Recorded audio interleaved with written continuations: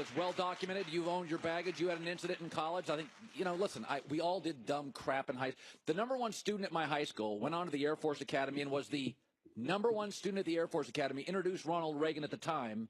And he did a pull down the fire drill at our high school that literally is it was in my little high school world, the biggest crime anybody ever committed. It's like 18 fire trucks to our school.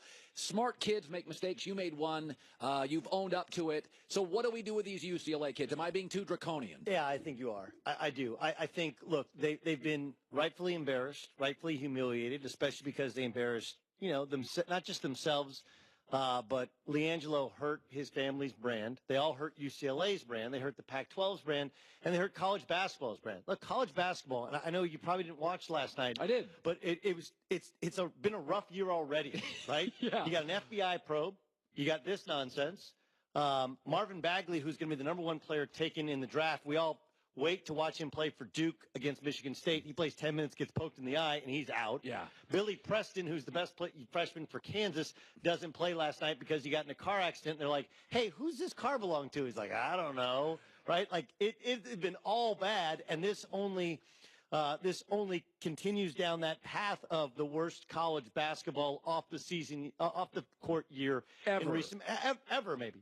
The Baylor thing maybe, obviously, but I do look at it and take a breath and think they're going to carry the scarlet letter. Every gym they walk into while wearing a UCLA uniform, dudes are going to be wearing glasses, clowning them for the five-finger discount. Yeah. And you're not going to escape it. Let's not be, whether it's draconian, let's not have double jeopardy. You've already been suspended. You've already been arrested. You've already been punished. You've already been embarrassed.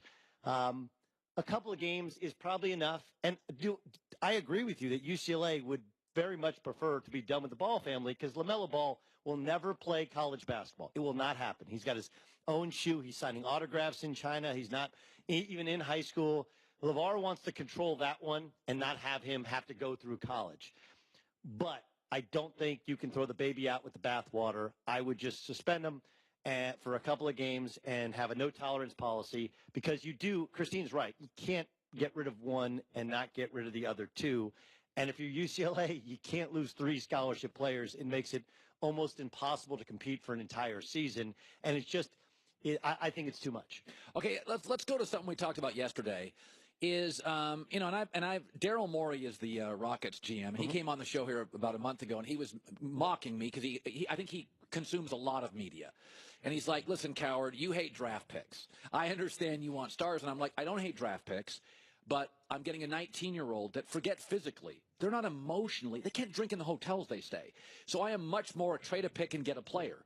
As good as Andrew Wiggins is, it's just now I feel like he's got dog in him. Right. Okay, so I'm very, very reluctant to say, Lonzo Ball, listen, he's going to average at the end of the year 9 points, 7 assists, 6 rebounds.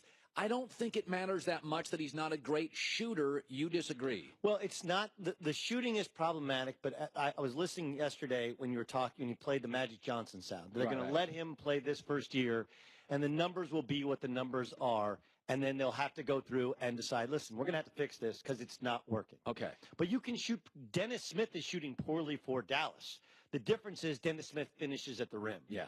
The two biggest issues they have with Lonzo Ball, and anybody who watches and really pays attention would understand, is, yes, he's brought in to be a passer. Yeah. But you can't, those passing lanes will not exist if you can't finish at the rim. Yeah. He's shooting 50% at the rim, Colin. We're not talking about mid-range jump shots. We're not talking about long twos. We're definitely not talking about threes.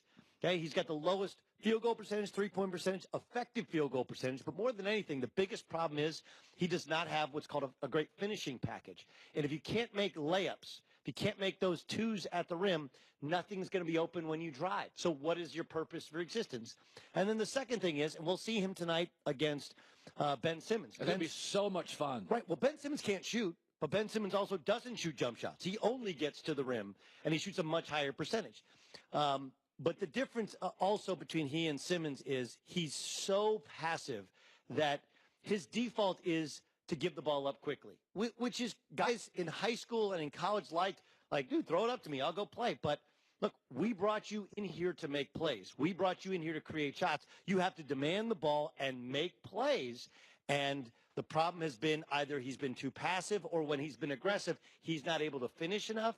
And I think that's a problem heading forward. Okay, now, Rob Parker said yesterday, he goes, we have no problem calling Ben Simmons a star after 13 games. Why can't I call to this point Lonzo a bust? Is he a bust? I think he's a disappointment. It should be pointed out that Ben Simmons had a redshirt year last year. Of course. Okay, he sat out, and honestly, that like the best thing in the world for Lonzo Ball, be a terrible thing for the Lakers, would be if he came down with some injury and just got bigger and stronger and fixed his shot. Yeah, right. Fixed his shot, right. Fixed his body, and he became a grown man. The one thing is, Lonzo is. I think he is 20 years old. I mean, he's not a child now. Right. And so I think it's fair to say he's a disappointment.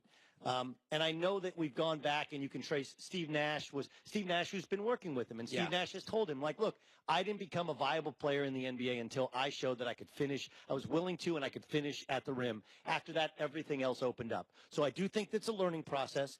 He's never really been coached. He's never played pick and roll. He's never played man-to-man defense. These are things he's never done, and he's learning on the job. It's very difficult. To this point, he's a disappointment. Okay, don't go anywhere. Doug Gottlieb, stand here. We got the college football playoff rankings. You love that sport and are very knowledgeable. The Celtics winning streak, I roll my eyes. And an executive, maybe of janitorial services, said, let's trade LeBron James. I'll try to get behind that one next. We all love our cars, but there are warranties. I drove to work this morning, and I drive to work every morning, and I look around, and it's primarily not brand-new cars. They are used cars.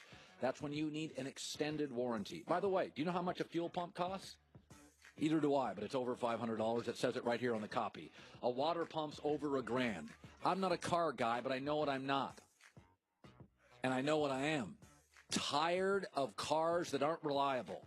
Sign up today. 24/7 roadside assistance. Rental car while yours is in the shop. They cover GPS, electronics, computer, and more. Go to carshield.com, code HERD, a deductible may apply. That will get you 10% off. Also, 800-CARS-6100, 800-CARS-6100. And you can mention the code HERD.